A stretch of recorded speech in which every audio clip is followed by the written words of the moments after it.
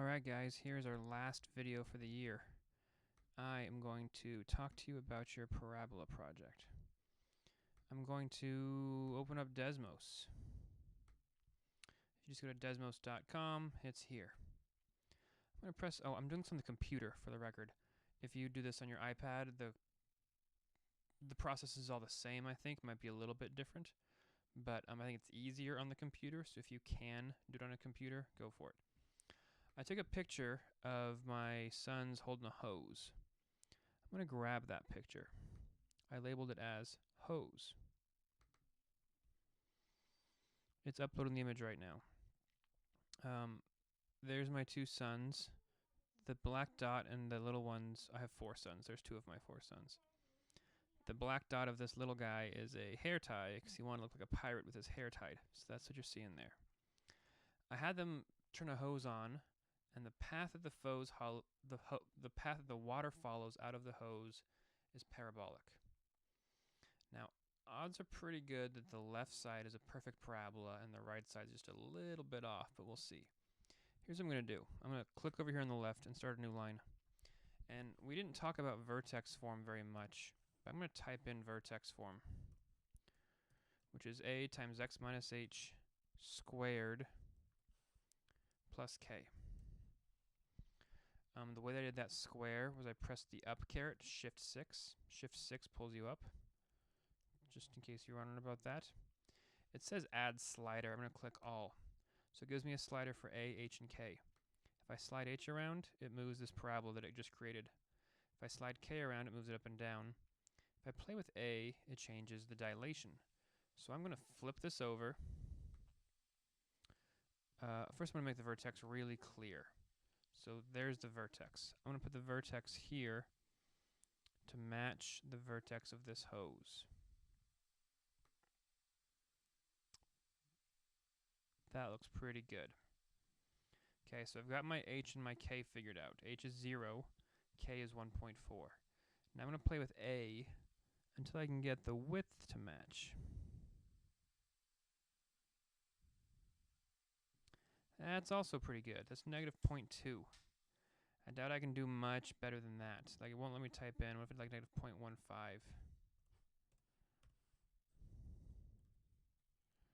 Bit too wide.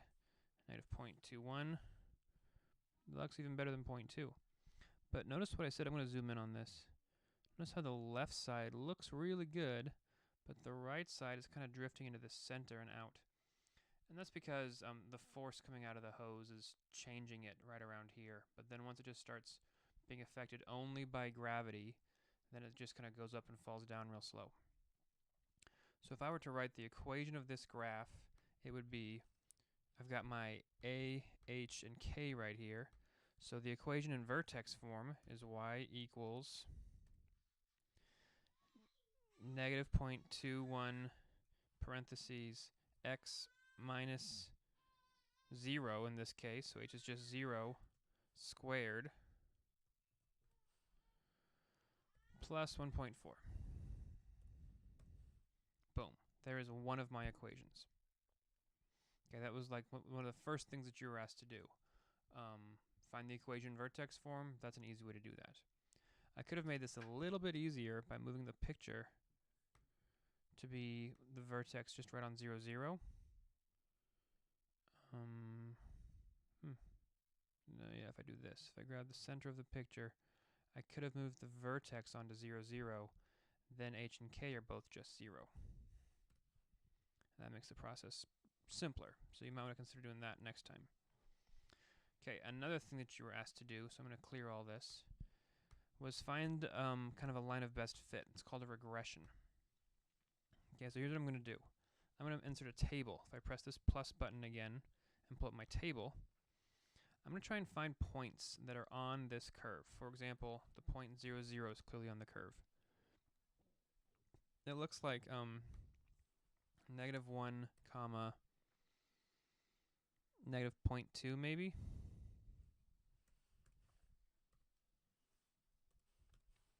Yeah, that looks good. See, there's all these little grid lines that I'm trying to read right now. So like there's going to be a point right about here-ish. And I want to see what that's like -2, -0.75.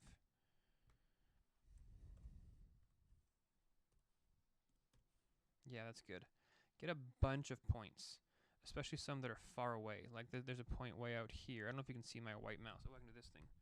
See, there's a point right here that I want to find. That's at -3.25, -2. -3.25, -2. That's a good point. Let's get one over on the right side. Zoomed out too far. This looks like it's at 1 right here. I'm clicking right here.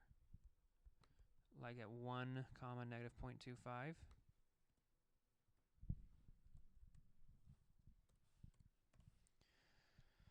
I'll get 1. Oh, that was too low. 1, comma, -0.1. -2.2. 0.15. This is why it's better on computer. You can type so fast. And let's try. Remember I said that like the stuff right around here isn't quite parabolic. So I'm going to skip that. I'm going to pick this point like right here, which is 1.75, -2.8, I guess.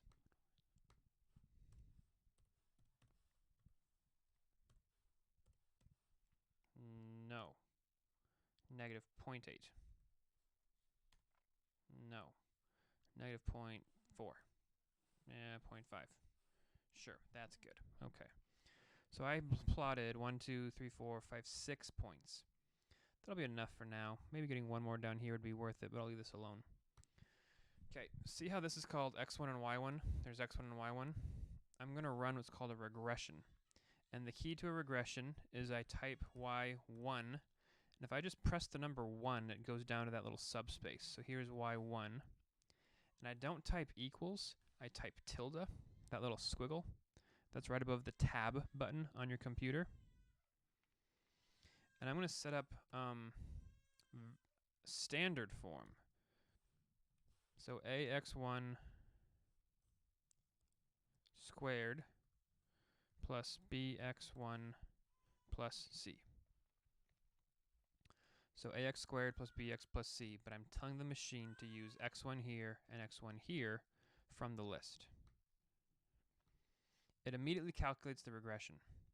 It's telling me that a is -0.18, which is pretty close to the a value we had on the last equation when we did it with the vertex form. The b value is 0.02 and the c value is 0.009.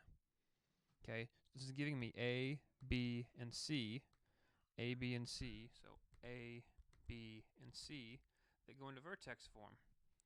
So if I were to type in the equation, y equals a, which is -0.18 x